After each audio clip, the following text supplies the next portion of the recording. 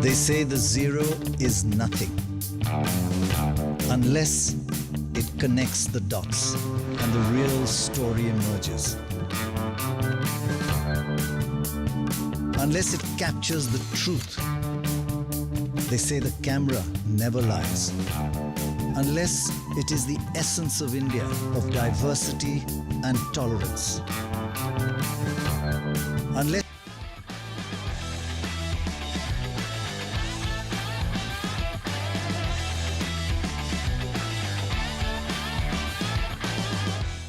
Ahead of the Diwali Muhurat trading session on Monday, we bring you a special show on investing in real estate stocks and real estate investment trusts or REITs. Should these be part of your investment portfolio? Now, before we get the experts to weigh in, here are some of the big data points which are worth keeping in mind. Housing sales rose 60% annually in January to June this year across 8 major cities to touch about 1,59,000 units. This is the highest half-yearly demand in 9 years, according to Knight Frank India. Also, several listed real estate companies have reported their best ever sales quarters in January to March 2022. And with that, several of the leading realty stocks have also recovered smartly, not in this year, but from their lows seen 2.5 to 3 years ago. Now, the question is, with rising interest rates, will demand for housing continue to help lift realty stocks? And how do REITs perform in an inflationary environment? Joining me to answer these questions are Sameer Kaul, MD and CEO of Trust Plutus Wealth Management. We also have with us Amrish Balika, Equity Advisor, and Pritesh Sheth. He is a real estate sector expert from Motilal Oswal.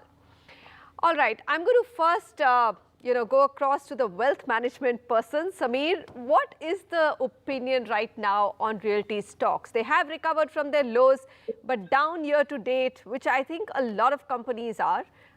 And these are not part of the Sensex, so they're probably down a little bit more. What's the sense that you're getting? Are they going to make it to anyone's portfolio? See, I think, Manisha, first of all, like you rightly said, real estate, especially both on the residential and commercial side, has seen a huge uplift in the last few months. Also, what's happened is that post-RERA, there's been a massive consolidation in the real estate space, and I think this movement away from unorganized to organized is most prominent in this sector. I think if you see the larger players, everybody pretty much worth their while is actually reporting best ever sales and what have you. I think we should kind of separate real estate stocks versus real estate investment, because I still feel that real estate stocks have some work to do to give comfort to investors, especially in terms of transparency, in terms of accounting, and in terms of how they look at running their business. But we feel more comfortable. We have been comfortable on the REIT space now for almost 3+ years. And our view is that if you really want to take exposure into real estate, probably the best way to do that is through the REIT. Okay, I'll come back to REITs just a little bit later. So you're saying realty stocks, not in favor of investing in those right now because of the transparency on the accounting? But you're saying REITs is something worth considering. Amrish Balika, would you agree? Because, Rakesh Jhunjhunwala always said that the return on capital employed in realty stocks just has never made sense for him to actually put his money behind the stocks. But then you also see that if you completely stay away from it, you miss the entire India housing story recovery. So how do you play it, and how do you play it best? See, I think as far as investing in equity, I think one needs to time it a bit, especially if it's a real estate sector, because we have seen times when the real estate stocks have done extremely well, and there have been again long times when they have not done well, they have underperformed majorly. But then looking at the way the real estate sector is panning out, and also the way most of the stocks have actually corrected or underperformed in the last 1 year, I see an opportunity there. At least if you're talking of the next 2 to 3 years, because clearly, the demand in the real estate space, especially in the affordable housing space, I think should continue to grow. And because of which, I think it's still a good time to invest in some of these real estate stocks. Especially the ones which have not been discovered. I mean, when you talk of Macrotech, Lodha, or a Shobha, both these are good investments, but then everyone knows about them. But then you have such, a few stocks which are coming up extremely well. The companies are doing, extremely well, but it is still not recognized as much in the market. I mean, for example, someone like a Arihant Superstructure. I mean, these people are leaders in the micro market like Navi Mumbai, which surely is among the fastest growing real estate markets with a visibility at least for the next 10 years or so, if not more. And people like these are having projects worth about 7,500 crores on hand to be delivered over the next 5-6 years. But then look at the enterprise value. It's less than 1,400 crores. Wow. And selling, in fact, more than 1,600 units per annum. I mean, this year they should be selling about, possibly about 2,000 plus. Whereas about 3 years back, they were not even able to cross 750 units per annum. And you're comfortable with their reporting structure, the way they, the transparency on their accounting? Let me tell you, I mean, when you look at an IT stock, you expect very high transparency. And when you start looking at real estate stocks, I think you should go down that bar a bit because, we should understand from where they have come. We need to give them more time to achieve the transparency levels of what the IT space is doing. Okay. So, I mean, if you look at it from that point of view, I suppose you'll surely see value in stocks like these. Pritesh, would you agree that, most of the large broking houses like Motilal, ICICI, etc., focus on the big stocks and the big companies? So, you see reports on Godrej, you see now Mahindra, which is the only stock which has outperformed actually in this particular year, Macrotech, Oberoi Realty, but you're missing out the Eldecos, the Arihants, which are, more, let's say, slightly lower down, but probably have better books. But I'm not going to, have a debate about that. My question to you is, what's your view? Muhurat Trading, looking at the fact that they're down Y to date, they melted about 10% to 12%, some of these stocks that you had a buy on, should one buy a little bit of those? So absolutely, I think, this correction does give an opportunity for those who, are entering in late. Most of the stocks have corrected 10-15%. And for few of them, valuations does give a lot of comfort. For me, I think the cycle is just, not yet over, I would say. Although we have completed a bit of a journey, we are still, if you say, you quoted about 160,000 units being sold in the first half of FY and CY22. We are still back at what we were, probably 10-20% of what we are doing on a pre-COVID basis. We are yet to reach a peak of demand, what we have seen. And there are, various cities which have emerged from previous cycle to now, specifically Bangalore, Chennai. Those markets have completely evolved from previous cycle to now with what commercial absorption we have seen. So there is still a lot of steam left, in specific stocks, which are still comfortable in terms of how they are doing their business, in terms of transparency they provide with the quarterly data and all. So I would still say, I think, pretty much in favor of that. Pradesh, pick up a few. Which are your best? I mean, would you still stick with Oberoi and Macrotech, or you have other pickups? So yeah, I think, those two names we still favor. One is, the pure play reasoning is that they are the ones who are generating a cash flows, which is, like a cake for all the investors. And, with those cash flows, they are building up their future project pipeline, which will give, a further growth visibility. So those names we still favor. Each of them are entering into newer markets. Macrotech is going to Bangalore now. Even Oberoi at some point in time might look at non-MMR as a market of growth. So those two companies obviously will still like. But, as a market, I would say if I want to choose one where I want to get exposed to, it's probably Bangalore. And we had a very detailed coverage report on that. So Bangalore hasn't seen a potential which it should see in terms of residential absorption is concerned. And we had a very strong 5-year commercial cycle in Bangalore. and that should eventually transform into a very strong residential cycle, which generally happens with a lag, right?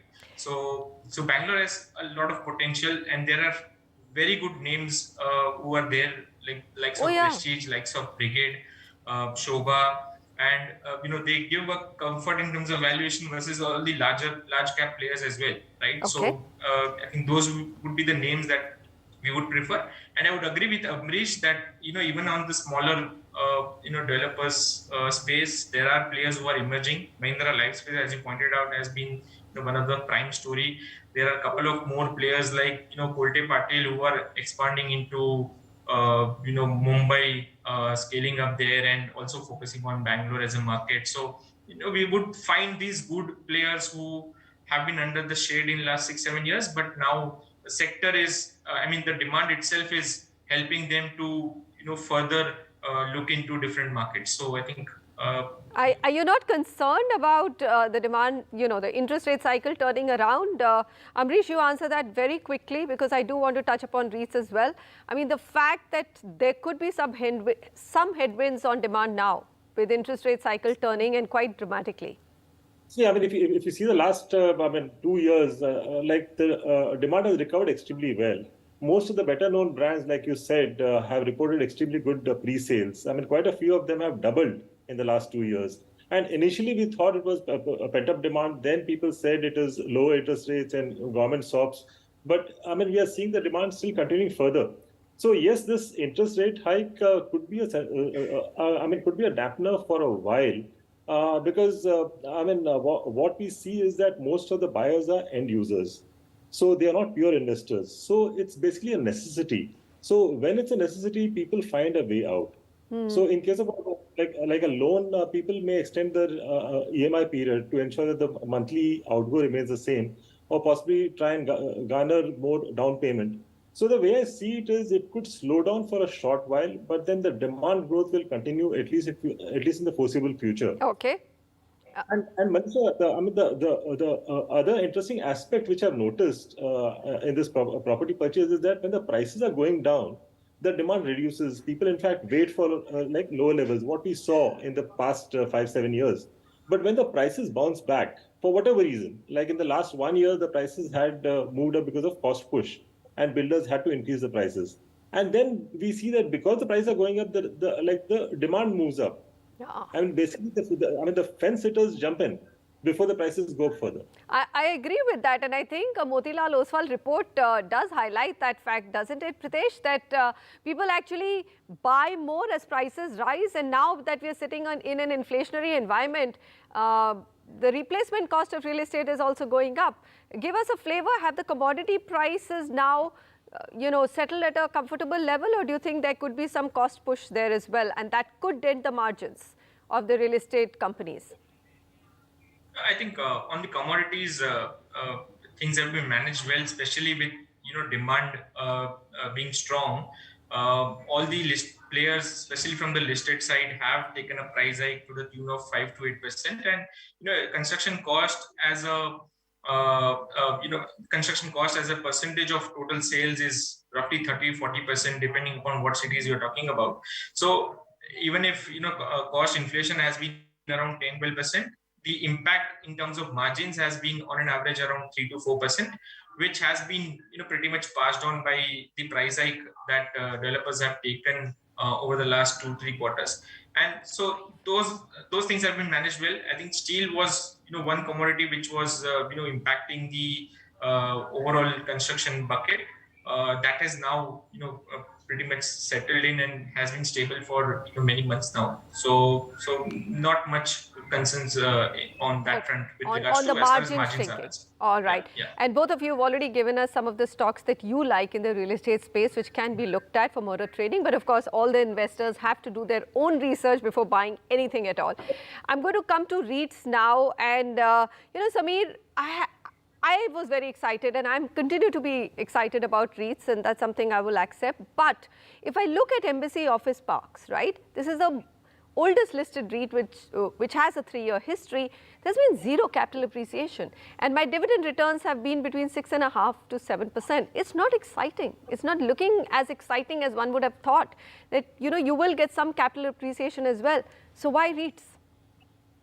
No, I think first of all, if people buy REIT for capital appreciation, it's the wrong reason for buying the REIT. I think people should be buying the REIT from an income generation point of view and not from a capital appreciation point of view. I think we tell investors that the capital appreciation is the icing on the cake, not the cake itself. And I think today when you look at with the tax advantage structure for the REIT, if you get close to 6% on a post-tax basis with a high quality underlying, I think it's a pretty good investment. I also think what has happened is that I don't discuss specific stocks on the channel, but I think that there have been some block sales. Of course, there's been a post-COVID impact on occupancy.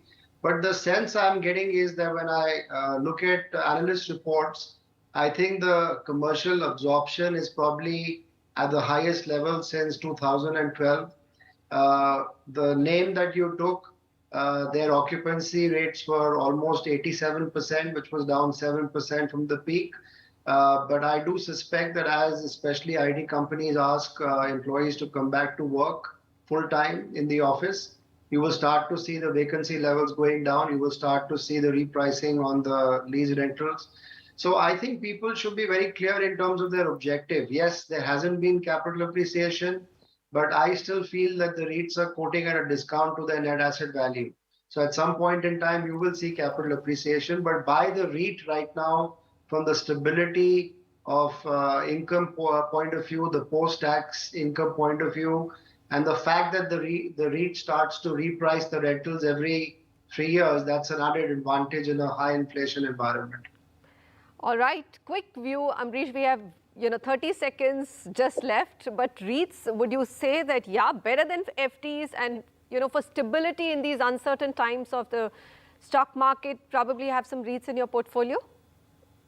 See, there's rate hikes. FDs are returning closer to about 7%. And if you want a higher return, if you're looking at equity, you expect about 15% or so. So in REITs, I would say that if you're getting about 10-11%, that's when you start investing in REITs. But then, like you rightly said, if one is looking at a longer term, which is what one should look at in REITs, I suppose that should be there in your portfolio. At least some part should be there in the portfolio. Mm-hmm. Gentlemen, thank you very much for joining me and wishing you all a very happy Diwali. When we return, we look at how the hard asset real estate as a residential house, a commercial property has performed compared to equity, market, gold, NFTs. Stay with us.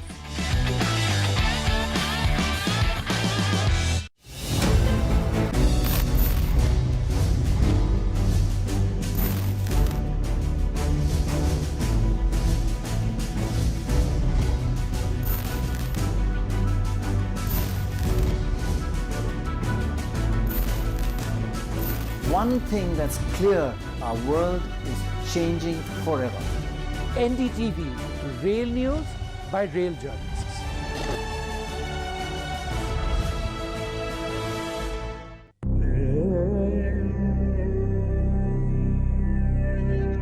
सच दिखाते हैं ताकि दुनिया के बाजार में आजादी सस्ती न बिक जाए। कुर्सी पे बैठने वालों को जमीन की अहमियत याद रहे।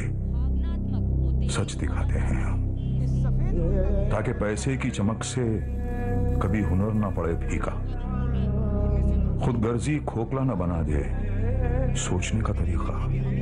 सच दिखाते हैं हम ताकि अच्छे विचार और आदर्श बस किताबी बातें ना रह जाएं। चुनौतियां काफी ज्यादा हैं, बड़ी चुनौतियां हैं। एक बेहतर कल चाहते हैं हम, इसलिए सच दिखाते हैं हम। NDTV India, जुबान पे सच, दिल में India. The show where the country speaks its mind. This is a first step in the direction of giving women at least a fighting chance. This is all wishful thinking. Today also you see 23% of our girls are married off before 18. Your mirror to what India thinks. Everybody had that second thought, how could you be in fashion because you don't look like a person in fashion? And that for me needed to change. We the People with me, Sarah Jacob, only on NDTV. If you care about it, we'll talk about.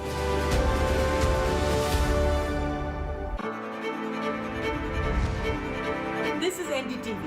No noise, no shouting, news that informs and inspires. Facts build stories, but opinions shape them. And we are here to bring you both. A 360-degree look at the day's top stories. We are not afraid to take a stand. No agendas, no excuses, no whataboutery, and no obfuscation.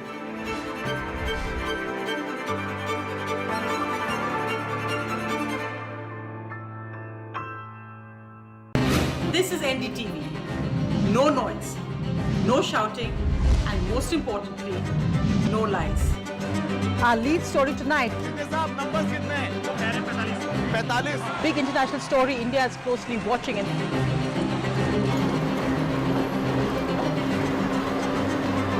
News that informs and inspires. The News with Sonia Singh.